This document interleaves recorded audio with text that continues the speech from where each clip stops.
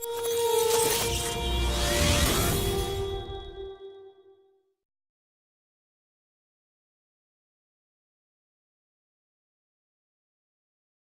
James, speaker number 7 for TFT13, where we're getting through the Oceania segment of the event now. Only one to go after you. So welcome. Have you been watching some of the other presentations today? I've been trying to keep in touch, but work unfortunately has been getting in the way, so I'll catch up later. In the way sometimes, doesn't it? It does. So I'm looking forward to seeing this presentation. I caught it when you did at least a version of it at the New Zealand conference last month, and I'm sure our international audience is going to thoroughly enjoy what you've got to share with them today. Well, I hope so, because you talked me into doing this. Don't blame me. Oh no, okay. It's well worth listening to. That's why I talked you into it, because it deserved a bigger audience. Thank you. I'm going to hand control over to you, and I will come back when you finish talking with questions from our audience. So anybody who's out there watching the live event, please tweet questions with the hashtag TFT13. I will pick those up and pass them over to James at the end of his presentation. Thank you. Right. Let's see if I can share my screen properly. Right. G'day, everybody. Good morning, good afternoon, good evening, good night, whatever time it is where you are. Many organisations know about this thing called IT service management, and they hear consultants claiming to have come up with the silver bullet that takes away all the pain, or the new shiny washes whiter than white approach to implementing or following service management. But this presentation isn't about that. This one's about what can go wrong and the successes in the real world. It's a selection of war stories, really. So what I'd like to do is take you through where things have gone wrong and gone right, and where they've been worthwhile. Things that I've done or seen from experience and what I've learned along the way. But I'm not going to name names because that's unfair. Excuse me. Now, this isn't really my bag, the presenting lark. I've done it once before, and I'm the kind of person who sits in the audience of something and listens and watches and tries to learn from other people. I participate in groups and communities, but as I say, the presenting side of things isn't really what I do. So why am I doing this? Well, Mark Kawasaki, who is going to be presenting later on, he posted a blog that he'd written up on the Back to ITSM Google Plus community, where he decided he wanted to see something different to the usual type of blog or presentation. As he put it, he was bored with all the service management chatter and theorizing. He wanted to hear about resistance to change. He wanted to hear about improvements that had really made a difference during a major incident, and real event and availability work being done. And I knew I'd got examples of this, so I responded to his article and I gave a few examples to prove that there really are people out there doing real work and they're using service management good practices to help deliver it. Many of you will be doing the same thing, so hopefully you can hear what I say and nod sagely and hopefully learn from what I've hit. But with the theorizing and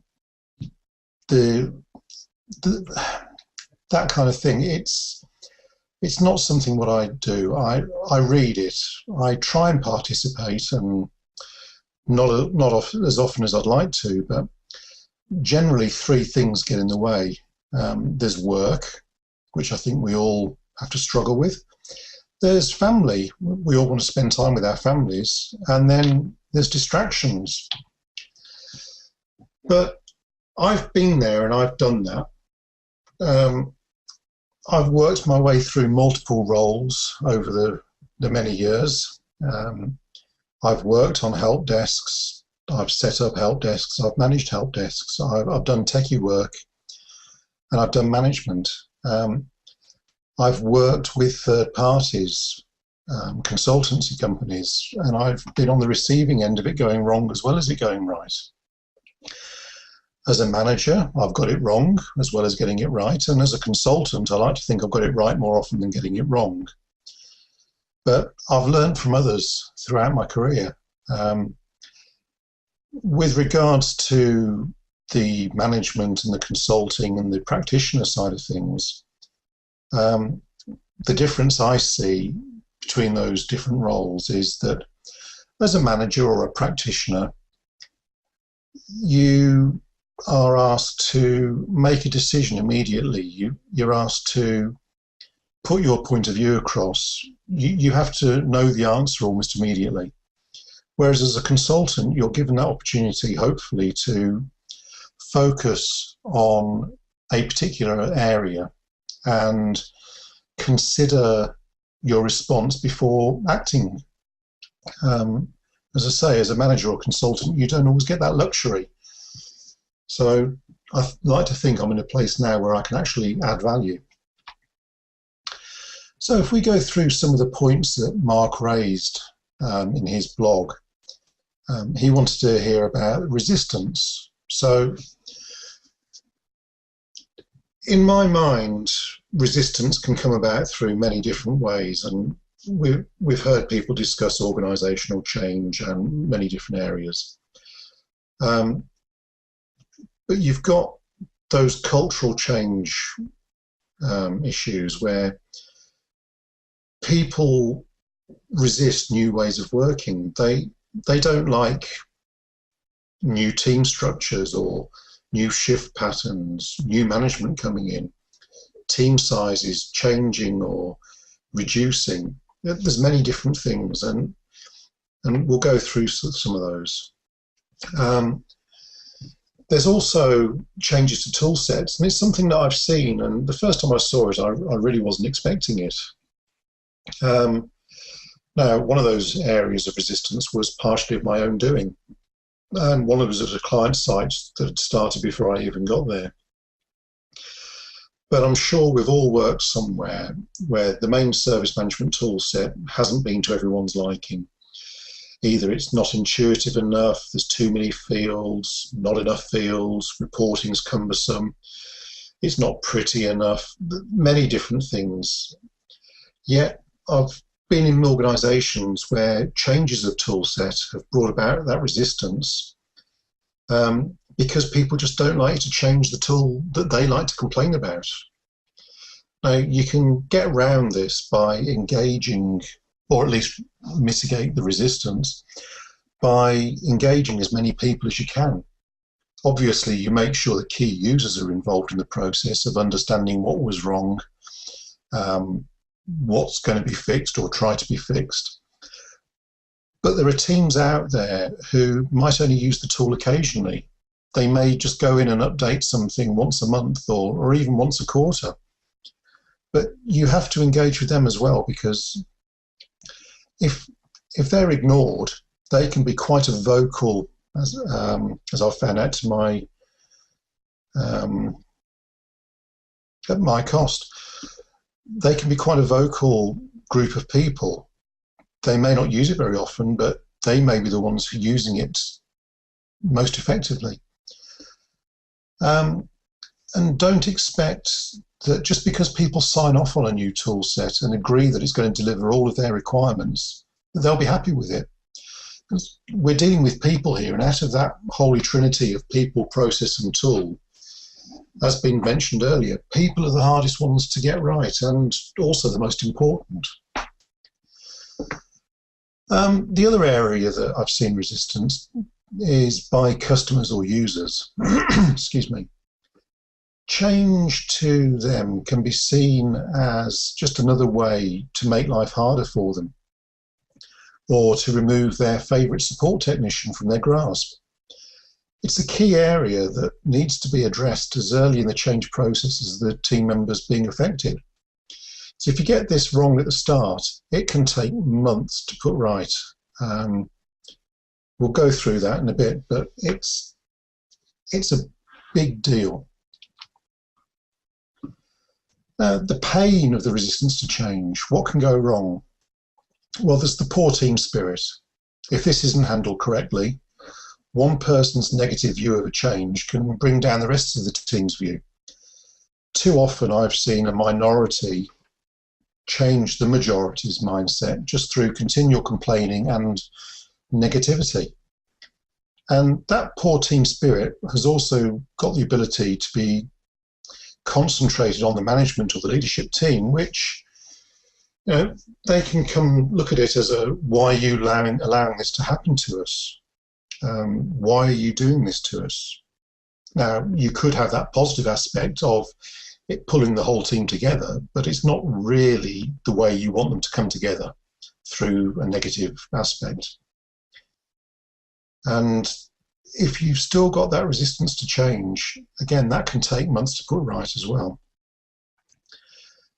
And these pain points added together can create a real breakdown between the teams and the users. A negative view by the team rubs off on, put my teeth in, rubs off on the users. And it's creating the wrong image. If your users see that the team's against a new way of working, they're not going to adopt it. They're going to be against it as well, because they talk to your teams. They probably talk to them a lot more than you do. And you've got to create that relationship and get it right. Now, if I start off with my war stories, there was an organisation I was at where they were going through some organisational change, and there was a proper programme of work set up to take everybody through it, and there were many different forums to engage the whole organisation. But one team member really objected to something, and they wouldn't raise it formally. They would rather sit there and share their thoughts with anybody who happened to be walking past or even appeared to be listening to them. And this started really getting down the rest of the team, but they didn't want to say anything to him because it was just a messy situation. Nobody wanted to upset anybody else.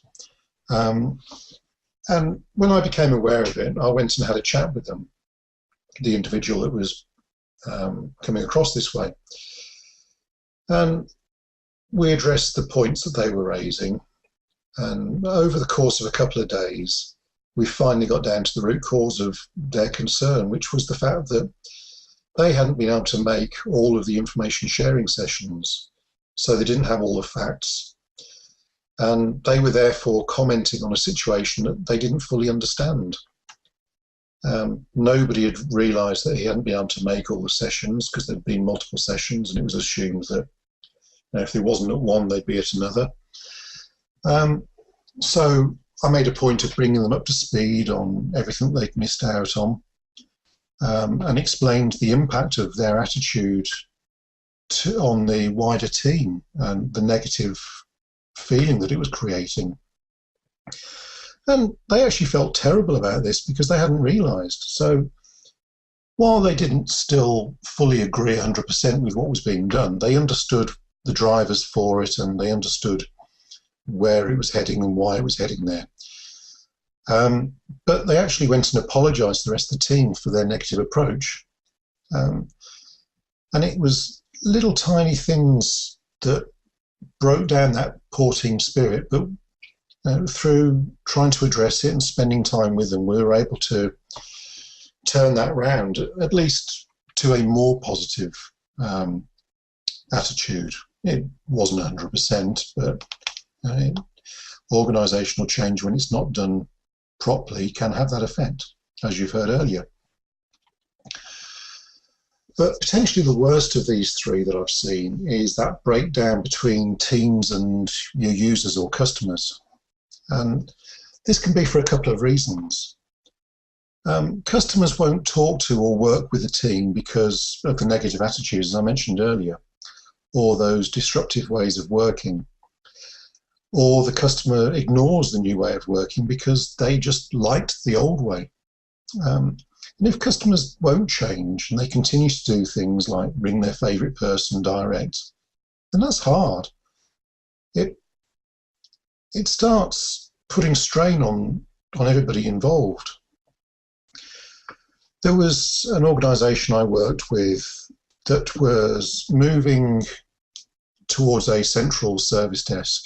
And they'd got, at the time, multiple local technical teams who acted as an on-site support group. And they only looked after the people in that office. They took the calls, they logged them in the same services tool, but it was all done locally, and they would be grabbed as they were walking past, as they were having their lunch, as they were getting a drink, and they'd go and sort things out. But the organisation had decided they wanted to move away from this and have a central service desk that everybody was meant to be contacting, and these calls would then be either handled there and then or prioritised and passed on to the appropriate people. Nothing wrong with that whatsoever. The information sharing was handled across the organisation to explain to everybody what was happening and why it was happening. But as is the way with people, it took a long time for it to get through. Your end users were sat there and they knew that Bob down the corridor would be able to fix their issue quickly. So they would ring him up, or they'd grab hold of them as they were having their lunch and just say, oh, can you have a look at this, or can you just answer me that? And the IT teams were put in a difficult position because, like most IT people and most support people in any industry, they didn't want to let the customer down. They didn't want to say, no, go away. But they'd also been told this was the new way of doing it. So what should they do? The way that they eventually handled it was by saying to the customer, I'm just in the middle of something else at the moment. Could you do me a favour and just contact the service desk and log the call? Tell them I'm going to deal with it, but at least then the call's logged and I've got something to update when I've finished. So the customers generally would go away and do that because they felt they got a relationship with a support technician, and they felt that as they were doing them a favour, it would be reciprocated. Over time, the length or the period between the call being logged and the customer actually being got back to was getting a little bit longer. Not maliciously, but it would be, they'd maybe ring up and say, this is taking me a bit longer, I'll get back to you shortly, or something of a higher priority has just come through, so I might be another half hour or so. And the more this happened, the more the people realised that when they rang the service desk and they explained what the issue was, the service desk were able to help and actually fixed it quicker than the local support team. And this started building up the confidence, both of the user base, but also the service desk, because they realised that people would listen to them and give them the time. And it also gave the local support teams the confidence to push things to the service desk, because it's a three-way thing in a way. And as the service desk were fixing more and more, the users realised that the guys on the ground were able to deal more effectively with the bigger issues rather than having to run around fixing people's passwords or a quick email issue. And over a period of several months, the vast majority of people adopted the new way of working. And this is the sort of thing that you can't easily predict when you're starting out in your change process, because people will say to you, yep, got that, yep, I'll follow that. But it's very easy for them to slip back into their old ways of working, as people have mentioned earlier. So coming up with a different approach sometimes really helps to drive it home for them.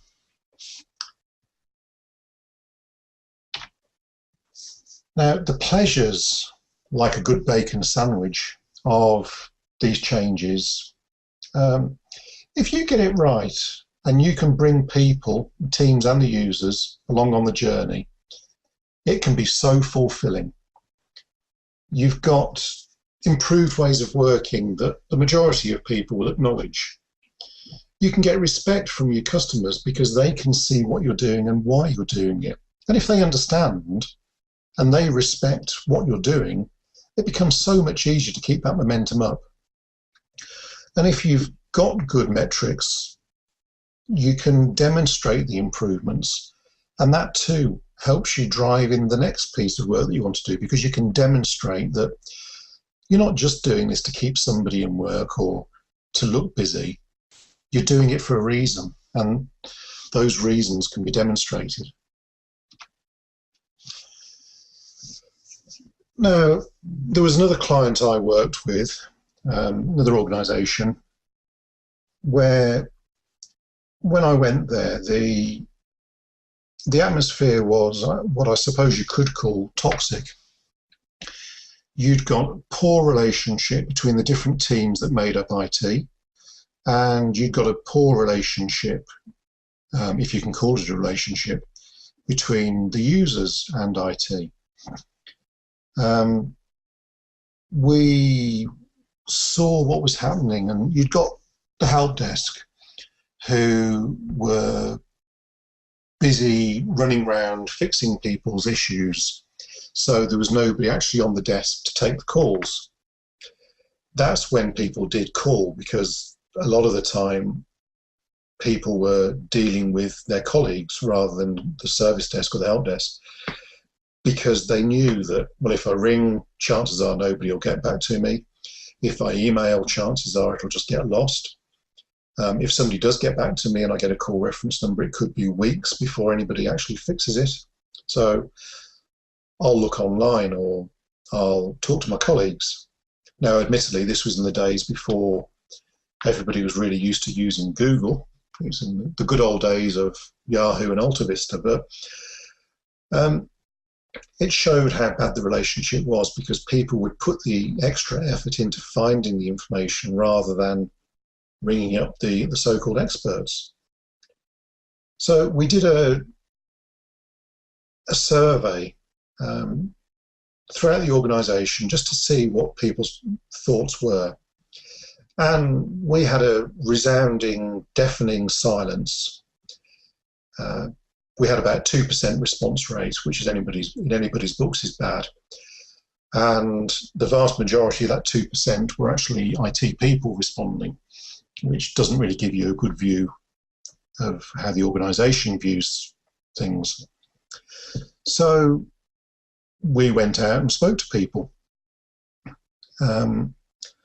And most people gave us the apathetic view that IT are pretty useless, they don't do anything, you can never get hold of anybody, they talk to you like you're an idiot. I think we've all seen programs like the IT Crowd, and that general negative view of IT, well, I've been there. So we watched how people were working, we identified what was broken, both from process and people, and we identified which people were maybe not in the right roles. We went through and we started building up some processes, very simple ones, just to make sure that people understood there was a common way of doing things. We then started looking at reorganising the way that the department was functioning. So some people who were on the help desk were obviously better suited to what should we call backroom tasks, where they didn't have to meet the customers. And those people thrived being away from the phones and just being able to get on with fixing things remotely or setting things up to work better. Other people were given opportunities to put their skills to better use elsewhere. And we went through and recruited some new people. So for the help desk side of things, we looked at people who'd got customer-facing skills over technical skills. People who were used to working with people and maybe just were looking for a foot in the door into IT. And they were brilliant. They really helped us turn around the rest of the organisation's perception of IT. So we went through this and we then resurveyed, and we got much better response. We got, I think it was around about 60% response rate, and the vast majority of that feedback was positive. But what really struck it for me was the fact that we were getting more complaints. And this was great because it showed me that people's perception of what the service they should be getting had risen. They were expecting a better service, and so they were complaining when they weren't getting the level of service they expected. They also were showing us that they believed something would change if they complained, which at the start of this piece of work, there was no feeling there at all. So those complaints of, I've had to wait several days for something to happen, compared to the initial, I've had to wait weeks or months, in my eyes was absolutely perfect. It shows that things were changing, they were heading in the right direction, and people believed in us. So you can make a difference if you really put the effort in. Now, to keep you on your toes, I'm not going to do these in order. Event and availability work. Now, quite often these two are a pair. You generally don't do availability management or reporting without having some sort of event management process in place and the tools that go with it. They provide visibility of what's happening or going to happen, both to support teams and, if you set it up in such a way, to your customers or your users.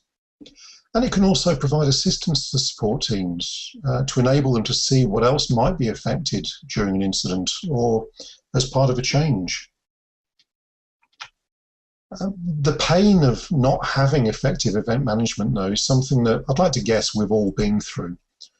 As a support team member, service desk, technician, problem manager, change manager, IT manager, you need to know what's going on. And if you don't have tools to tell you, it can be a nightmare.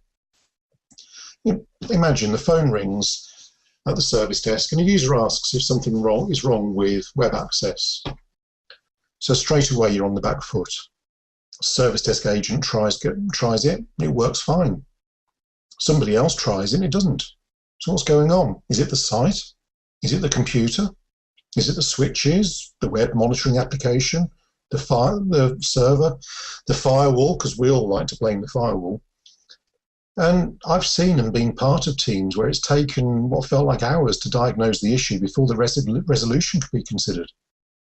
And if you've got no idea what's happening, then how do you know what went wrong? The correct SME is not around, subject matter expert isn't around, because they were working late last night doing a change. So was that it? The majority of the support team are investigating, so they know where somebody needs to go to fix it, which means that your communication isn't right. You can't send something out telling people of an issue if you don't know the full extent of it. You're cuffed and you're blindfolded, and not in a good way. And as for availability management or reporting, how can you tell your customers how wonderful you are if you can't prove it? But if you get it right, it feels good.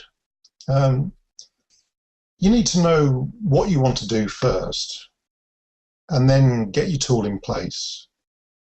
Spend time getting the tool set up right, and it'll be worth it. And this isn't all about big, expensive, shiny tools. there are some good, cheap, easy to set up ones which deliver just as much value for an awful lot less outlay. You'll be prepared most of the time because your tool will be able to tell you somehow when something untoward's starting to occur. You'll know whether it's a hardware component or something filling up. Is it traffic between 2 points of the network? You'll be able to see it before the users, hopefully. And if you get really good at it, you can even investigate and resolve before anybody's even realised that something's wrong. But, you know, that's Utopia, and I quite often like to look at the brochures for Utopia. I've never really managed to get there on holiday, but you know, one day. But maintaining them, that's another matter. They don't come without an overhead. Change management needs to be involved heavily. Projects need to consider thresholds, licensing, all these things before they hand over as part of transition. But when they're done right, they are fantastic. There was an organisation I did some work with a while ago that had got no monitoring of any kind.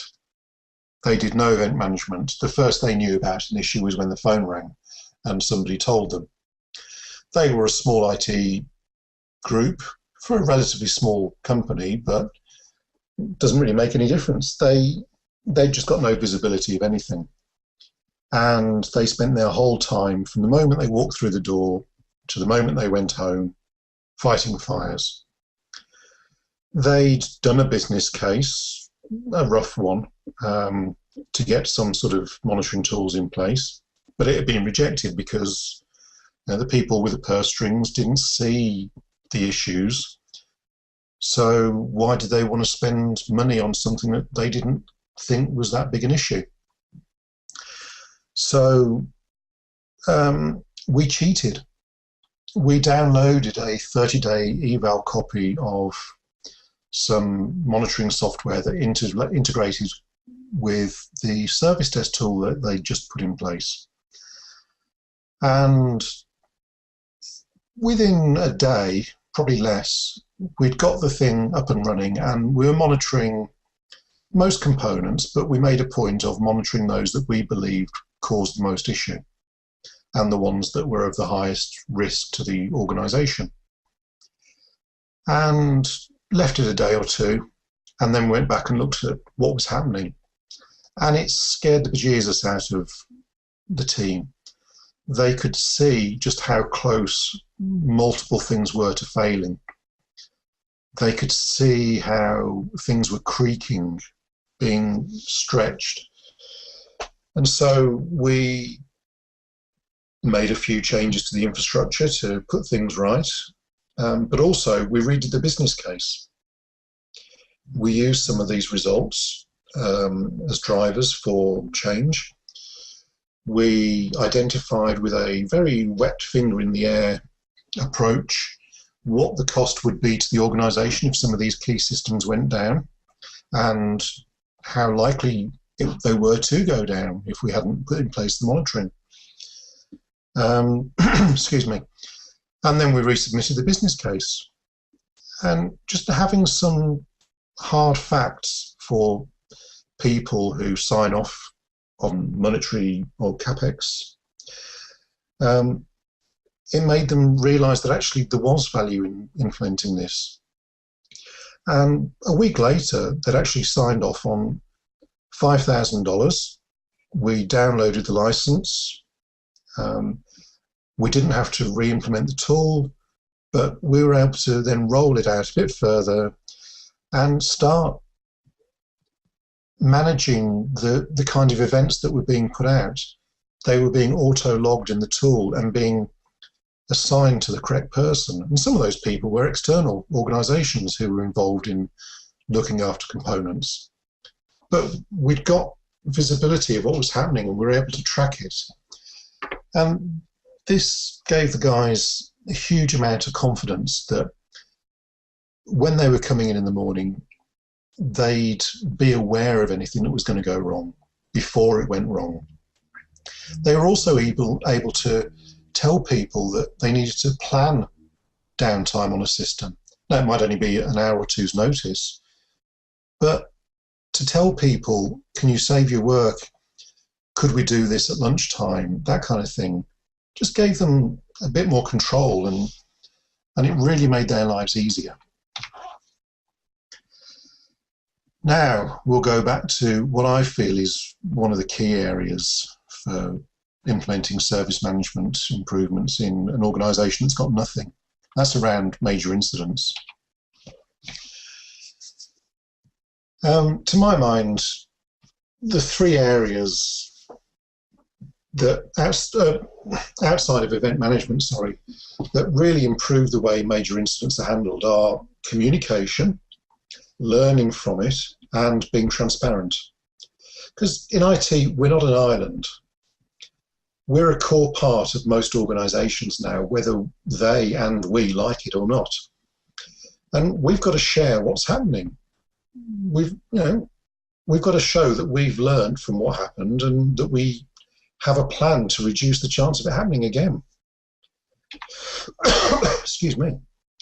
But the trouble is, a lot of IT teams within organisations have an approach of heads down, lock the door, whether it's virtual or physical, and don't tell anybody what happened, but that gives a high chance of it recurring again.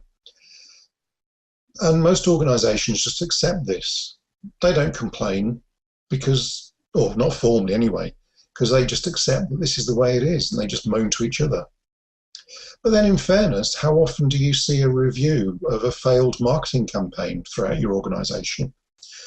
Or a full and frank review of a failed pay run, apart from to blame IT? Because whoever heard finance say that they should have put in place better business continuity plans because they accepted the system wasn't resilient when it was implemented, because that would have just increased cost. But it doesn't mean it's right. If you get it right, the pleasure can be shared amongst all concerned parties.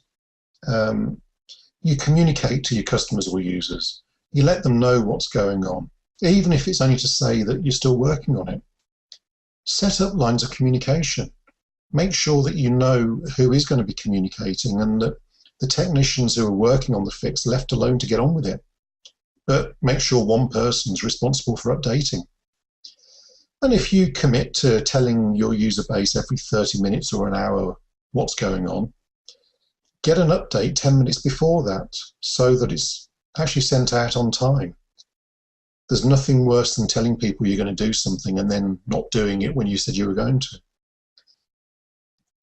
Keep telling people what's happening, and probably most importantly, keep the service desk updated. Because how bad do you look as a team if somebody rings up and says, what's going on? And the service desk go, oh, I don't know. But somebody else out in the organisation does. And when service is restored, carry out a full review. What went well? What didn't? Keep to the facts. Don't put emotion in it. Just, were the hardware issues that failed? Do you need to do resiliency better? Should the service be resilient if everyone in the rest of the organisation was jumping up and down? Could you as a team do things better? And set actions, set timeframes, make somebody responsible for it, and then follow up on them and give updates on what's happening. Because if you can share the outcome with as much of the rest of the business as possible, and you've got in place a plan to mitigate the chances of it happening again. If that happens again, if the same thing happens, but you've demonstrated within 3 months we're going to have this done and fixed so it won't happen again, but 2 months' time it does, you're less likely to get your head jumped up and down upon than if you just ignored it or not told anybody what was going to happen. Use it as a driver for good. It's possible. This picture's there just because I hadn't seen the fonts for a long time. But again, an organisation I did some work with, they were doing this running around like headless chucks approach. Not long after I started, there was a major incident. and they did the heads down. They were able to physically shut a door. When people rang, they were almost rude with them because they were trying to get the thing fixed and they were stressed. Now, it only took them an hour or so, but that was a stressful hour for them. But what I did was sat down with the IT manager and said, you know, how about we try something different? Should you ever have this again? And whether we were lucky or unlucky, I'm not quite sure, but about a week or so later, we had another major incident. And so the IT manager took responsibility for communicating as soon as they knew something was wrong. It was just a brief email saying, system is down, we're working on it, here's the call reference number. And I'll give you an update in an hour. He let the guys get on with it. About 40, 50 minutes later, they were fairly confident they would have it back up again in about half an hour. So he sent an update out saying it should be back by this time. Luckily it was. But the user base was really impressed with this. Little tiny thing, but they'd never had it before. So it reduced the number of calls that came into the help desk number. The IT manager was the one who took the phone calls, so he was able to give them an update. And then when it did come back up again, they left one person behind to do any mop-ups that needed to happen. And the rest, we all went into a meeting room and just went through what went wrong and what went right. We drafted up a very messy report. It was a one-pager that just said, this is what happened, this is what we did, this is what we've learned from it, and this is what we want to do to stop it happening again. That was sent to the senior management team within 24 hours of resolution. And they were stunned. They'd never seen anything like this before. There was then a follow-up done within a week with costings for some of the hardware fixes they wanted to do. And it was signed off on because they could see that there was actually value in doing this. So everybody was happy. The users were happy because they'd been communicated with. Senior management team was happy because not only they'd been communicated with, but they also knew what needed to happen to stop it happening again. And IT were happy because they actually got their way to improve some of the things that needed doing. So little tiny steps, and it made a big difference. Excuse me. Now, some key lessons, put my teeth in, some key lessons that I've learned that I'd like to share with you on removing some of the pain from IT operations and service management. Don't be afraid to bring in consultants, but find ones with real-world experience. You'll know what needs to be done probably, but do you have the time to think it through and implement the change while also doing your day job? Probably not. I know when I was a manager, I certainly didn't have time to do what I needed to do. So bringing in other people can really help. And don't be afraid to ask for advice or use a mentor. Other people's thoughts are sometimes the clarity you need when the trees are hiding the woods. And really importantly, don't forget to ask the people on the ground what they think is wrong or what can improve. They've got some damn good ideas. It's one of the things I do when I start any new engagement is go and talk to the people who are doing the job. You don't get any thanks for walking in as a consultant saying, oh, I know what's wrong, because chances are you don't. You need to ask people and listen to them and learn from them. Ask a lot of questions before stating anything, and don't try and do too much too quickly. Always go for the low-hanging fruit, because as soon as you've cleared one layer, there's some more low-hanging fruit there. And it's a hell of a lot easier to do that than try and pick it all in one day.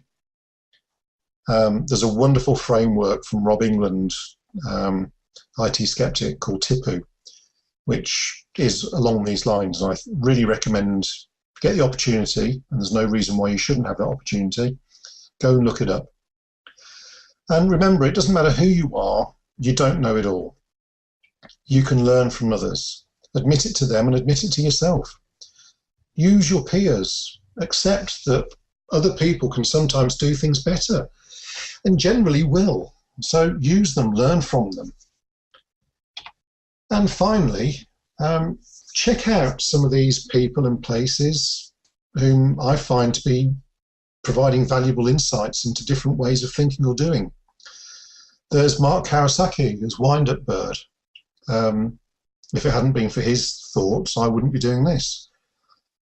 Balanced diversity. I know Karen's already presented here, but really it's a fantastic thing. I recommend it.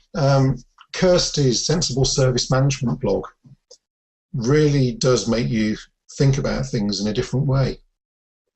In a good way, that is.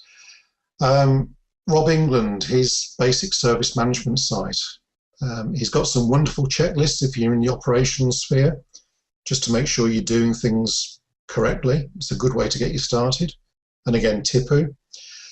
And something that I find really valuable on a daily basis is Back to ITSM, both the Google Plus community and the Facebook page, because I think it's great to go there, just see what other people are thinking, ask questions, comment on things, see whether your thoughts are in line with other people's.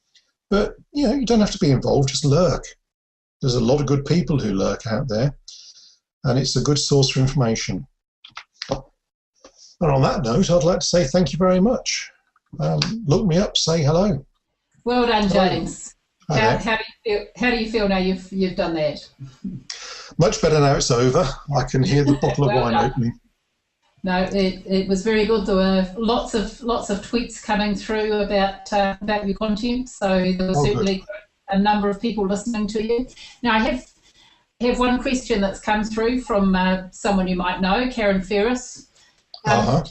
She wants to know if you used any particular approach to determine who should be on the help desk and who should actually be out in the back room. Yeah, it was something that I think a lot of people have heard of called gut feel. Yes. Just from watching the guys operating, you get a good feel for whether somebody is going to be good at dealing with customers or whether they're going to be too technical. I mean, there was one guy that I worked with, technically brilliant, but he used to get so frustrated that people couldn't understand what he was talking about. He would almost shout down the phone at them as if they were an idiot. And so he was a good one to move off the phones and do some back-end work. And he did some really good stuff after that because the pressure was off him. He was able to focus on what he was good at. And really, that's the way I've always done it. You can sense, or at least I can sense, whether somebody's going to be good or bad. In the real world, I've got it wrong occasionally. I've put my hand up and I've learned from it, but generally now I think I'm getting better at it and also asking them. Some people have fallen into a service desk role and don't actually enjoy it, but they're too afraid to say that they don't feel very good there. I think something that, and something I blogged about a long time ago too, is that often though you get some great people on the service desk who are brilliant communicators. They can calm the customers down, but the service desk itself is not seen as the career. The service desk is often seen as the stepping stone to somewhere else. Can you think of any ways that you can get those really good people to actually stay in that customer-facing role? I think an approach that is it Rob England with his case plus standard plus case approach, where you're taking people and giving them a career path of saying, well, at the moment you're just going to deal with your password reset calls, but when you can start demonstrating that you're more capable, then we'll start giving you the more juicy work. And that doesn't have to follow down the technical route. Forgive me, I'm English and I never know which word to use there in the Antipodes. But it can also be making them a case manager for handling certain types of customers. Maybe they're your VIPs, or maybe it's a particular third party that you have to deal with who are lacking in those customer service skills. Maybe it's giving them more of a communication type role so that they can handle the major incidents in a more effective manner. Put them into a role that gives them more pressure, but also a greater sense of satisfaction. Mm-hmm. Great. One of the greatest guys I ever saw was somebody who used to be a repo man. Right. He'd never done IT before. He wanted to get into it, and he could handle any situation you threw him into because he was used to people who wanted to push his face off the side of his head. Yep. So he was great. Yeah, staying calm under pressure is a skill that a lot of people just don't have. Yeah, definitely. Yeah.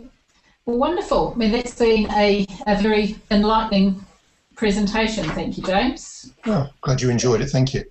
I did. I'll just see if we have any more. No, that's the last question for you. So we'll sign off for now, and I'll talk to you again soon. And I'll get ready for the presentation. One more to go for the Oceania section, then I'll be able to hand off to Mark Smalley for EMEA. And relax. Right. Yeah. Thank you very much. Talk to you again soon, James. Have a good evening. Bye. Bye. You too. Introducing MyIT from BMC Software. One quick download and the way your users think about IT changes forever. Let's say they need a networked printer, or a Wi-Fi connection, or even a map of an office they're visiting. MyIT already knows where they are and shows them a list of available resources and services pre-configured for their devices. Or maybe your user needs help with something more complex. With MyIT, they can do most things themselves. But if they can't, they can simply schedule an appointment with a technician who can. In short, MyIT is built to make your IT organization more modern and your users infinitely happier, dramatically changing the perception of your services